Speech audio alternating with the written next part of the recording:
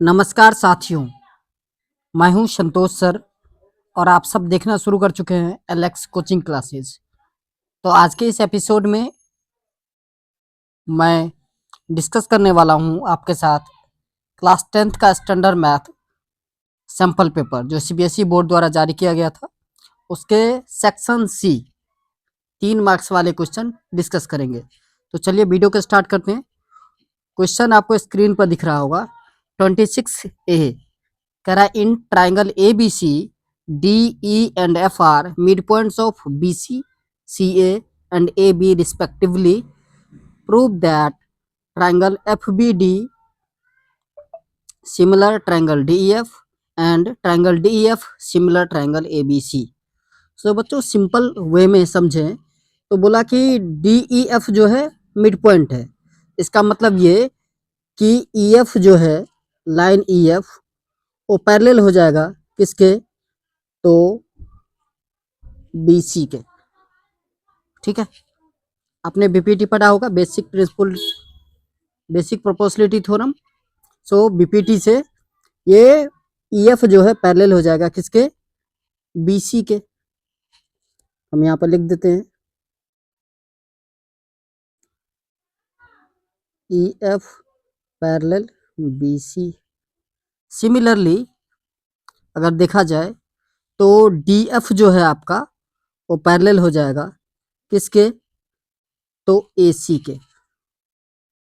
D F parallel हो जाएगा ए सी के। और तीसरा डी ई पैरेलल होगा ए बी के। डी ई जो है वो पैरेलल हो जाएगा किसके, तो ए बी के। तो यहाँ तक आप लोगों को आई होप समझ में आया होगा। तो बच्चों इस तीन को देखने के बाद ये तीन स्टेटमेंट हमने जो लिखा है E F parallel B C, D F parallel A C और D E parallel A B, इन तीन स्टेटमेंट से यहाँ पर आप ध्यान से देखोगे तो आपको दो पैरेललोग्राम देखने को मिलेगा। आप कहोगे सर कैसे? एक parallelogram B D E F और दूसरा parallelogram C D F E, ये दो पैरेललोग्राम देखने को मिलेगा। कहोगे सर कैसे? तो ध्यान से समझना कि अगर ई एफ पैरेलल है बी सी के तो E F parallel B D भी होगा। क्लियर? क्योंकि हाफ है, बी डी जो है बी सी का हाफ है। सिमिलरली अगर डी ई पैरेलल है ए बी के तो D E parallel B F भी होगा। और अगर डी एफ पैरेलल है ए सी के तो डी एफ पैरेलल सी ई भी होगा। तो इस तरीके से आपको दो पैरेललोग्राम मिल रहा है। एक पैरेललोग्राम है बी डी ई एफ, ये वाला,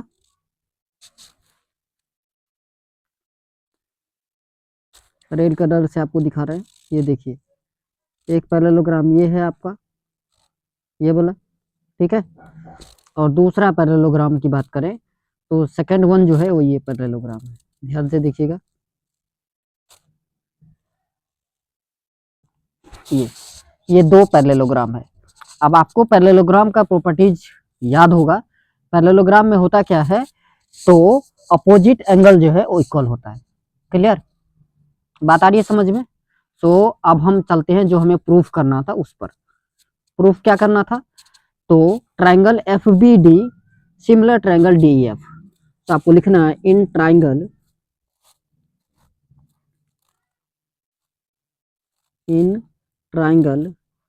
F B D and triangle D E F. इसमें अगर आप बच्चों ध्यान से देखोगे तो एंगल बी जो है वो इक्वल हो जाएगा एंगल ई के। ठीक है, या बी को आप चाहो तो डी बी एफ भी लिख सकते हो, ई को आप डी ई एफ भी लिख सकते हो। ठीक है ना? सो एंगल बी जो है वो इक्वल हो जाएगा किसके, तो एंगल डी के, सॉरी डी के नहीं ई के। एंगल बी जो है इक्वल हो जाएगा एंगल ई के। दूसरा ये वाला जो एंगल है इसका नाम रखोगे आप डी एफ ई। एंगल डी एफ ई जो है वो इक्वल हो जाएगा एंगल बी डी एफ के। तो दो एंगल अगर इक्वल होता है तो दोनों ट्रायंगल सिमिलर हो जाएगा। So therefore triangle F B D similar हो जाएगा ट्रायंगल DEF के प्रूफ। आया समझ में? सेम चीज आपको दूसरे पैरेललोग्राम में भी लेना है। ठीक है, सेकंड पैरेललोग्राम क्या बताया हमने, DCFE। तो DCFE में ये दो ट्रायंगल आएगा, DEF और ABC का कंटेंट इसी में आ जाएगा आपको। तो आप लिखोगे in triangle DEF and triangle ABC। ध्यान से बच्चों देखो, एंगल C जो है वो एंगल F के बराबर हो जाएगा, F नहीं, इसको DFE कह सकते हो आप। तो एंगल DFE जो है वो इक्वल हो जाएगा एंगल C के।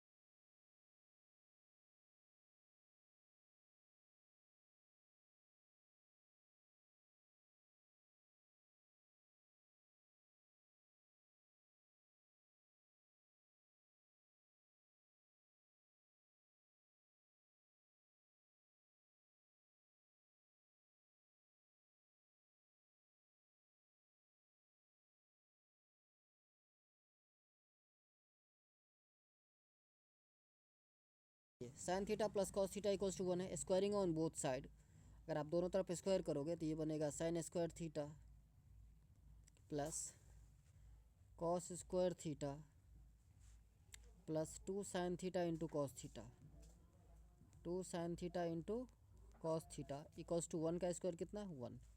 अब यहाँ से देखिए sine square plus cos square ये भी 1 होगा, तो 1 से 1 कैंसिल हो गया। ठीक है जी, बात आ रहे समझ में?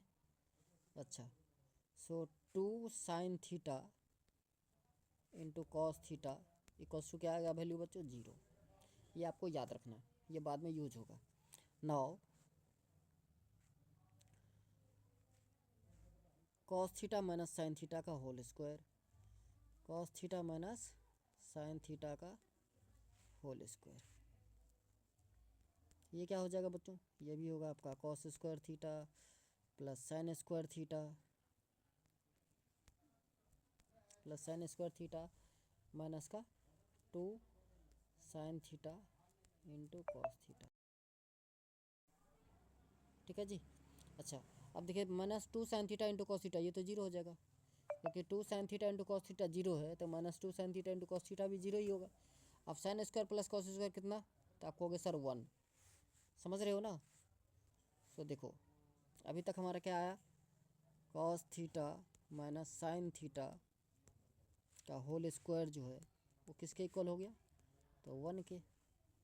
So cos theta minus sine theta क्या हो जाएगा, प्लस माइनस अंडर रूट 1, और 1 का रूट 1 ही होता है, सो प्लस माइनस 1। यही आपको प्रूफ करना था। क्लियर। चलिए next question.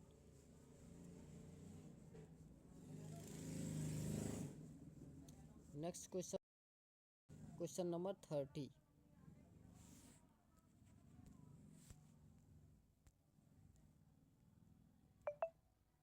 Question number, the minute hand of A wall clock is 18 centimetre long. Okay, minute hand जो है बच्चों 18 सेंटीमीटर लॉन्ग है।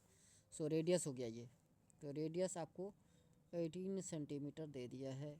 आगे बढ़ो। Find the area of the face of the clock describe by the minute hand in 35 minute. तो 35 minute में कितना area वो कवर करेगा ये निकालना है। तो बच्चों आपको पता है कि 60 मिनट में मिनट हैंड जो है वो 60 मिनट में मतलब 1 आवर में पूरा एक कंप्लीट रिवॉल्यूशन करता है। तो 60 मिनट में कितना एंगल बनाता है, आप कहोगे 360 डिग्री सर। तो 1 मिनट में कितना बनाएगा, 6 डिग्री। तो 35 मिनट में कितना बनाएगा बच्चों, 35 इंटू 6, सो 210। ठीक है। सो एंगल आपको थीटा जो है वो पता चल गया। थीटा कितना पता चल गया, 210 डिग्री। अब एरिया ऑफ सेक्टर निकालना है आपको। एरिया ऑफ सेक्टर आप सबको फॉर्मूला पता होगा, theta by 360 into pi r square. So 210 upon में 360 2/7 इंटू 18 ठीक है। 0 से 0 कैंसिल, 7 3 जा 21, 18 2 जा 36, इस 2 से काट दोगे 9 बार में। सो 9 3 जा 27 इंटू 22, ये आपका आंसर आ जाएगा। 27 को आप 22 से मल्टीप्लाई कर दोगे तो आंसर आएगा।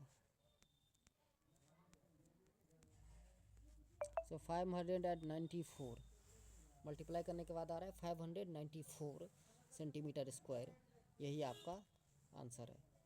आया समझ में, था क्वेश्चन मज़ेदार।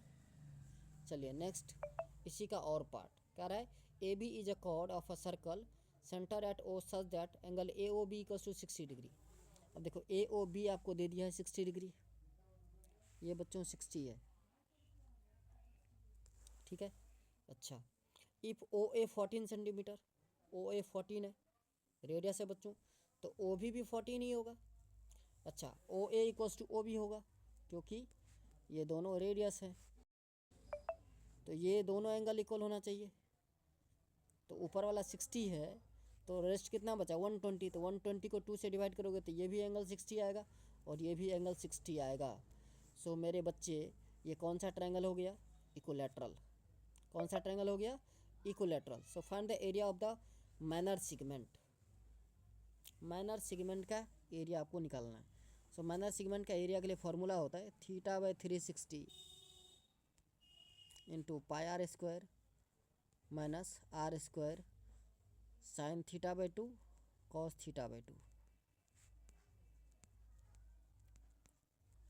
ठीक है। आपको इक्विलैटरल ट्रायंगल वगैरह समझ में नहीं आ रहा है तो ये फार्मूला आप यूज कर सकते हो।